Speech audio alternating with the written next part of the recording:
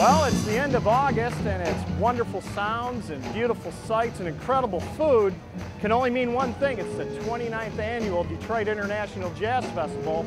You don't know what jazz is? Let's find out. It's probably the most important music in my life. All I can tell you is that I enjoy.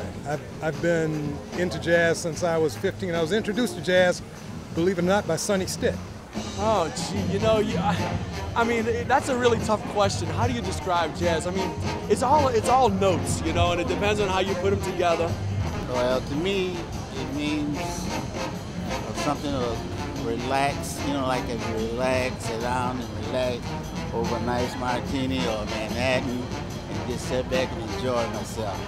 I'm not a jazz girl. I'm more like a R&B and gospel, but I want to try something different.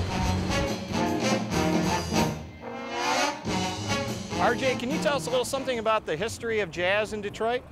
Well, Detroit's one of the great cities of jazz. It's a city that feeds into the national scene. And it still happens to this day, but it happened really primarily in the 50s, but even before that.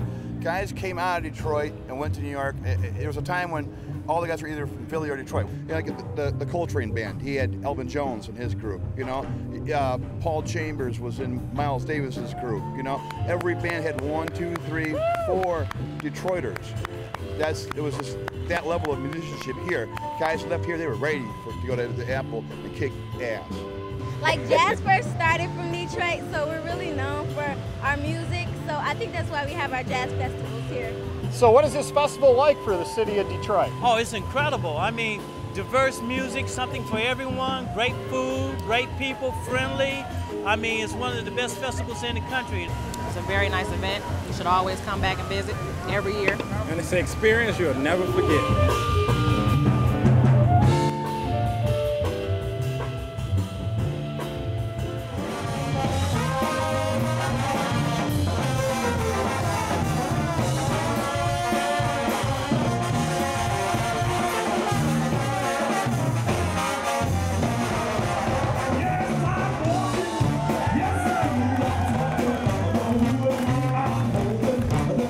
Tip our hats to Fats Domino, which is always a good thing to do. You know, you can't beat Fats Domino. He was one of the founders of all of those, Jimmy and the Zeppelin and all of those guys. They all checked out Fats Domino before they even started writing all of their songs.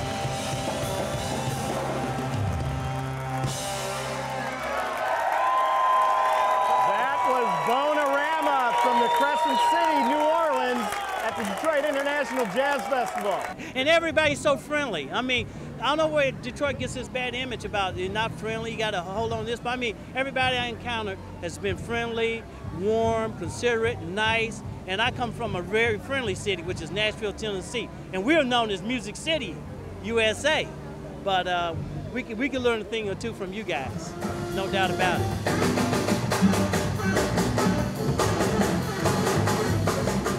In the last few years, it's been a rebirth where this went right up Woodward, right up to Campus Martius, and that's been really good for Detroit. It's funny how making it bigger actually made it better. You think, well, we're having a hard time filling just Hart Plaza, so what do we do? Well, let's make it bigger, yet that seemed to work. So whatever, I'm happy.